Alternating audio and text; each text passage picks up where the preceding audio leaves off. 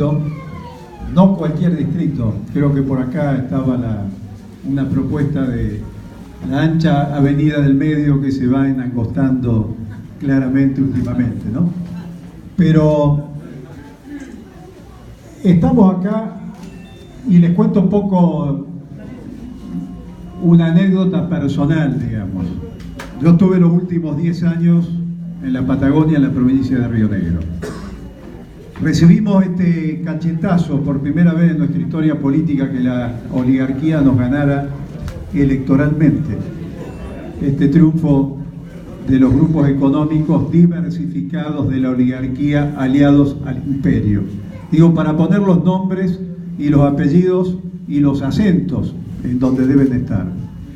Porque este gobierno tiene más de 135 CEOs que son representantes de las empresas monopólicas, las mismas que financiaron, apoyaron y respaldaron los golpes militares. Entonces, cuando el gobierno se enoja porque algunos activistas le dicen: Macri, sos la dictadura militar, la política económica que está haciendo este gobierno es la misma política económica de las dos dictaduras militares que decía el Boina recién, que hemos resistido todos nosotros, y es la misma política neoliberal que se introdujo en el peronismo con aquella falsa promesa de revolución productiva que después vino Cavallo con la convertibilidad y que nos dolió mucho porque estaba dentro del movimiento nacional y popular. Y es la misma política que intentó el último tramo de la Rúa con Cavallo, otra vez el mismo personaje, y que ahora se impone desgraciadamente con una elección que no debemos nunca olvidar electoralmente. Es la primera vez en la historia que nos ganan electoralmente. Entonces, cuando decimos tenemos que mirar para atrás para hacer esa revisión crítica, autocrítica de en qué nos equivocamos, elaboramos un programa con otros compañeros que hoy no están acá, pero que mantienen ese programa de los 105 puntos, que nosotros lo identificamos como la autocrítica positiva. ¿Por qué? Porque en ese programa ahí decimos lo que no pudimos hacer, lo que no quisimos hacer en su momento, quizás por correlación de fuerza, quizás porque nos faltó debate, quizás porque nos faltó la fortaleza necesaria en el movimiento popular.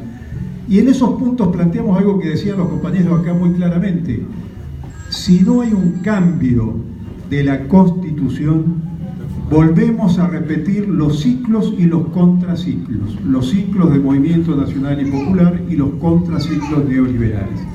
¿Qué significa ese cambio? Que no es reforma. Y acá lo citaban a Palazzo, que es radical, todos lo sabemos, secretario general de uno de los gremios que ha liderado una lucha muy importante, el primer gremio que se le plantó a la política neoliberal. Más de 60 días de huelga, recuperó los compañeros despedidos, recuperó el tema salarial que estaba planteando, y ahí están firmes hoy peleando nuevamente. Este compañero le decía a Cristina en ese acto: Cristina, no podemos hablar de reforma constitucional. Moró, ¿no? Porque ambos, Cristina y Moró, fueron constituyentes. La Negra fue constituyente de la reforma del 94. No alcanza. Las reformas son cosméticos, no alcanza. Hay que ir al fondo, hay que ir al cambio de la Constitución. Y somos conscientes que plantar una bandera como reforma de la Constitución, para los peronistas retrocedemos al año 1949. Hay que leerla. Hay que formar los cuadros y los jóvenes en la lectura de esa Constitución de 1949.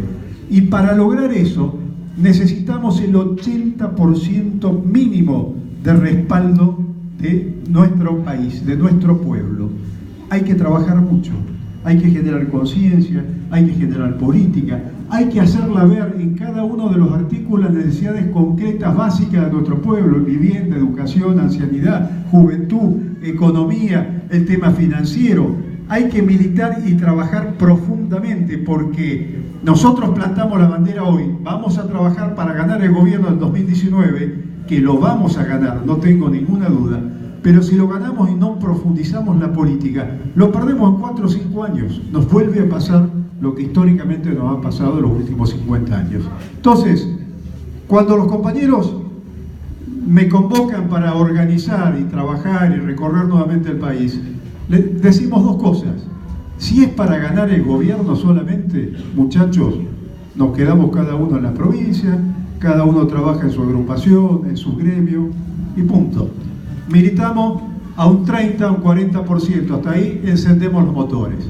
Ahora, si es para ir a fondo de la situación, si es para el cambio de la Constitución, si es para profundizar nuestro proceso, si es para garantizar la construcción del movimiento popular, ahí sí, a dónde hay que estar, qué hay que recorrer, y ahí encendemos todos nuestros motores al 100% y lo que más nos dé nuestro físico, nuestra conciencia y nuestras convicciones.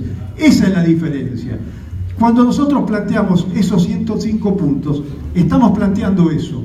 Y los más viejos acá se acordarán cuando en el año 73 definimos una consigna que era Cámpora al gobierno, Perón al poder.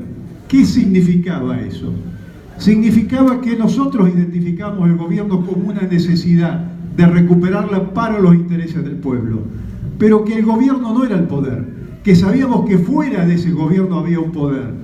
Y hoy ese poder lo identificamos claramente, está en el poder mediático, monopólico, está en esos medios que chantajean, sobornan y hacen temblar a varios de nuestros dirigentes políticos, está en ese poder judicial, los huevos de la serpiente del sistema, que consolida esa doble vara, ese gobierno que juega para los ricos y golpea contra los pobres, ese gobierno, ese poder judicial que hoy le impone más de 50 causas a la presidenta y que el juez Bonadío en su escrito se le escapa, es el subconsciente, escribe y dice hay que garantizar la persecución de Cristina Fernández de Kirchner. En vez de decir el término jurídico, el procesamiento, escribe la persecución, que es exactamente eso lo que está pasando. Lo vimos, el mismo proceso, lo vimos en Brasil con Dilma, se lo están intentando hacer a Lula. Lula es el otro gran corrupto de Brasil, no es Odebrecht, es Lula. Lo intentaron hacer con Evo Morales, le hicieron perder el referendo a Evo Morales, le inventaron un hijo inexistente, le compraron el chofer personal, amigo personal de él, se lo compraron y dijo ante la prensa, antes del referéndum, que había ido con Evo a un registro civil a llevar a este pibe para anotarlo y no sé cuántas mentiras más. Falso. Perdió el referéndum Evo y después se demostró cuál era la realidad y después salió a la luz la verdad. Ese chofer hoy está en Estados Unidos, en Miami, con plata, y ahí está el daño. Ese tema lo tenemos que tener claro. Para cambiar el poder mediático, para cambiar el poder judicial, hay que cambiar la Constitución, porque si no, no vamos a garantizar el proceso de democratización. Y acá viene un tema importante. ¿Qué intenta hacer este gobierno? Este gobierno intenta, como todos los otros gobiernos neoliberales, romper la matriz distribucionista de nuestros gobiernos nacionales y populares. Intenta romper la matriz productiva, que es lo que está pasando con las pymes, que es lo que está pasando con el proceso de desindustrialización, que es lo que está pasando con el proceso de apertura de importaciones, e intenta imponer, ¿qué impone? La renta financiera. 70.000 millones de dólares han ganado los bancos, y eso lo conocen los compañeros bancarios, que son numerosos los que hoy se encuentran aquí. 30.000 millones de dólares se han fugado del país. Somos exportadores de capital. No podemos colocar un puto limón en Tucumán, pero exportamos 30.000 millones de dólares, compañeros. Eso es la patria financiera, eso es la renta financiera, eso es lo que este gobierno viene nuevamente a imponer. Entonces, ¿la Argentina qué es? Un país sumamente rico, con un país sumamente pobre, con nuestro pueblo empobrecido. Y este gobierno es el gobierno de los ricos, aunque traten de disfrazarlo. Y tenemos que resignificar el lenguaje y tenemos que encontrar la respuesta a los discursos falsos que nos están poniendo. Si ustedes ven la televisión, van a encontrar estos militantes del PRO, y hay que nombrar, y estos militantes del radicalismo. A mí no me gusta decir tanto cambiemos, me gusta identificar la alianza PRO y radical. ¿Por qué? Porque es así, porque hay un sector del radicalismo que parte de este gobierno y hay un sector del radicalismo que está en contra de este gobierno. Quizás sea la minoría, pero la minoría más más lúcida, como Palazzo, como Moró, como estos compañeros que están dando el debate político dentro del espacio del Frente para la Victoria. Entonces, hay que dar esa lucha política, ideológica con esta alianza nefasta.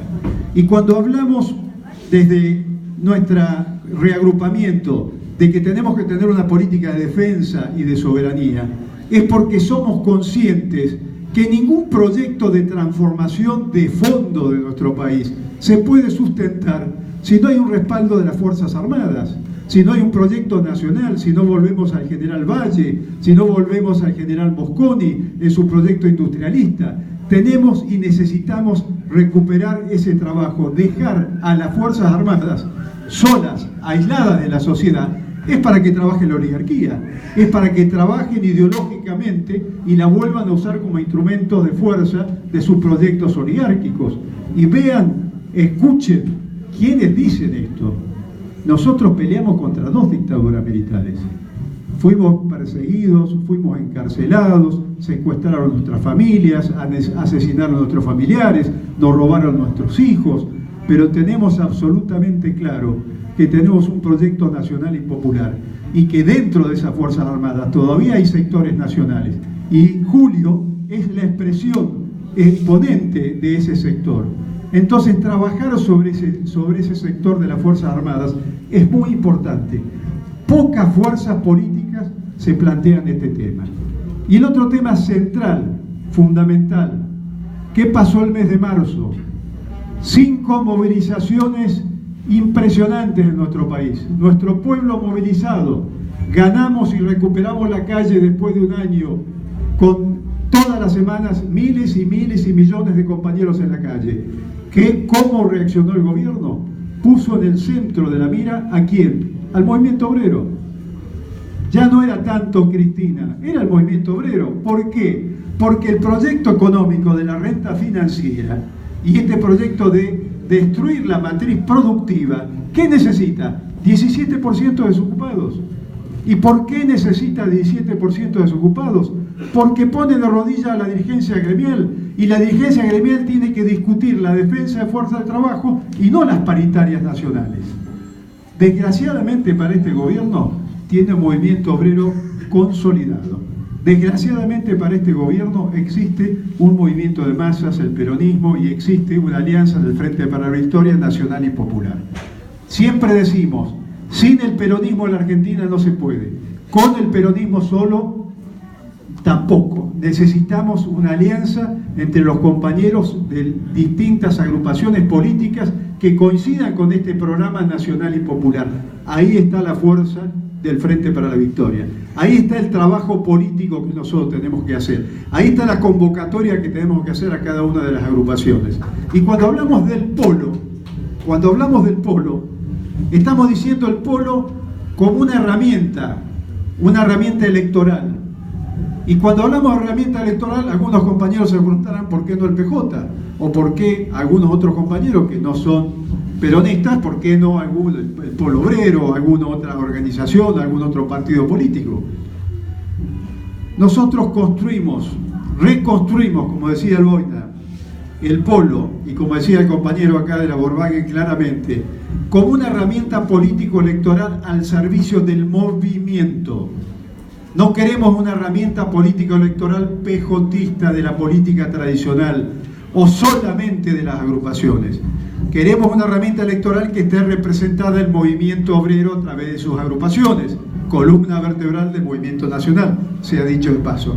Queremos una herramienta política electoral que esté el movimiento estudiantil a través de sus organismos de masas.